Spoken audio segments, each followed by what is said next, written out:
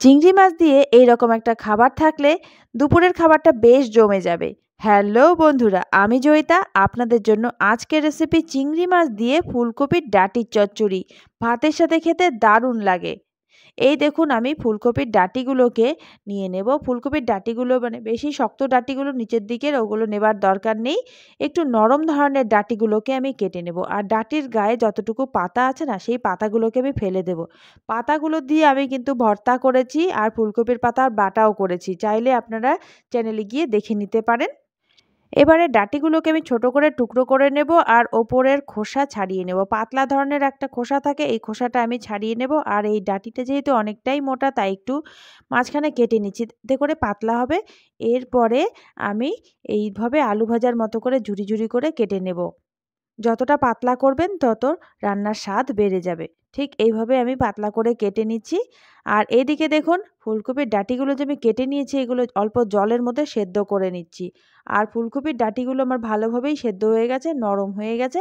এবারে জল ঝরিয়ে আমি ফুলকপির ডাঁটিগুলোকে নামিয়ে নেব। আর এইদিকে ঝাল অনুযায়ী, মানে যেরকম ঝাল পছন্দ করেন, কাঁচা লঙ্কা আর তার সাথে 2 ধরনের সর্ষে বেটে নিয়েছি। আলু আমি কেটে নিয়েছি ঝুড়ো ঝুড়ো করে। আর এইদিকে দেখুন, সর্ষে আর লঙ্কা বাটা, আর নিয়েছি চিংড়ি মাছ পরিষ্কার করে। এবারে এই চিংড়ি মাছগুলোর মধ্যে আমি এক এক করে দিয়ে দেব সামান্য লঙ্কা গুঁড়ো, দিয়ে দেব সামান্য লবণ, আর তার সাথে দিয়ে দেব খুব সামান্য হলুদ গুঁড়ো। এবারে সব কিছু দিয়ে চিংড়ি মাছগুলো একসাথে ভালো করে মিশিয়ে নেব, মানে লবণ, হলুদ আর লঙ্কা গুঁড়োর সাথে ভালো করে মিশিয়ে নেব।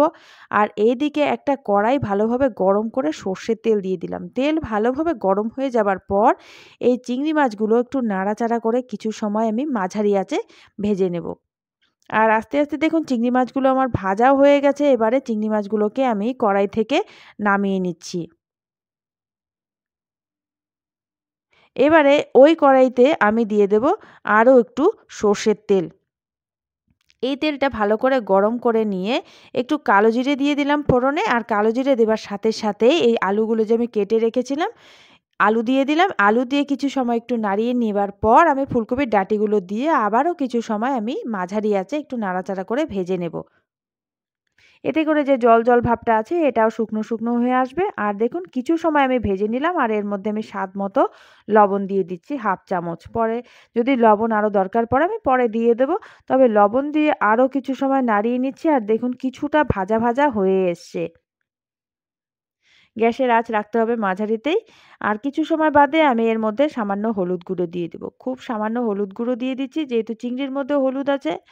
আর তাই আমি ডাঁটিগুলোর মধ্যে অল্পই হলুদ দিলাম। আবারও কিছু সময় নাড়াচাড়া করে আমি ভেজে নিচ্ছি।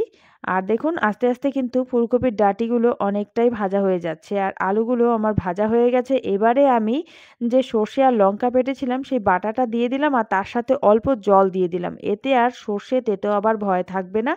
আবারও কিছু সময় আমি নাড়িয়ে নিচ্ছি। আর চিংড়িগুলো আমি এর পর্যায়ে দিয়ে দিলাম। চিংড়িগুলো দিয়ে আবারও সব কিছুর সাথে একসাথে মিশিয়ে নিচ্ছি। এতে করে চিংড়ির মধ্যেও সর্ষে বাটাটা মিশে যাবে আর গন্ধটা সুন্দর আসবে। আরও কিছু সময় নাড়িয়ে নিলাম। আর শুকনো শুকনো হয়ে গেছে, আর খুব সামান্য জল দিয়ে দিলাম। আলু তো আমার ভাজা হয়ে গেছে, আর এই জলে চিংড়ি সেদ্ধ হবে আর ফুলকপির ডাঁটি তো আমার সেদ্ধ করাই ছিল। আবারও কিছু সময় নাড়িয়ে নিচ্ছি। আর এই ঝোলটা যে দিয়েছি, এই ঝোলটা আমার শুকনো শুকনো করে নিতে হবে। চচ্চড়ির মধ্যে মিষ্টি না হলে ভালো লাগে না, তাই আমি এর মধ্যে সামান্য চিনি দিয়ে দেব। তবে আপনারা যদি চিনি পছন্দ না করেন, তবে চিনিটা আপনারা দেবেন না। চিনিটা দিলে কি বলুন তো, চিনি দিলে চচ্চড়িটা একটু মিষ্টি মিষ্টি লাগবে, ঝালের সাথে মিষ্টি ব্যালেন্সটা ঠিক হবে। তাই একটু চিনি দিয়ে দিলাম আর একটু নাড়িয়ে নিচ্ছি। আর দেখুন, আস্তে আস্তে ঝোলটা যে ছিল অনেকটাই শুকনো হয়ে গেছে। আমাদের চচ্চড়ি কিন্তু তৈরি হয়ে গেছে, তবে আরও একটু আমি শুকনো করে নেব। আমাদের আজকের রেসিপি চিংড়ি মাছ দিয়ে ফুলকপির ডাঁটির চচ্চড়ি কিন্তু বেশ লাগে ভাতের সাথে খেতে। নিরামিষ চচ্চড়ির রেসিপিও শেয়ার করা আছে। আজকের রেসিপি আপনাদের ভালো লাগলে ভিডিওতে লাইক দিয়ে দেবেন, প্রচুর প্রচুর শেয়ার করবেন। নতুন বন্ধু হয়ে থাকলে চ্যানেলটি সাবস্ক্রাইব করার অনুরোধ রইল। আর আমার সাবস্ক্রাইবার বন্ধুরা, ভিডিওতে লাইক দিয়ে এভাবেই ভালোবেসে আমার পাশে থাকবেন। সবাই খুব ভালো থাকবেন। সবাইকে অসংখ্য ধন্যবাদ।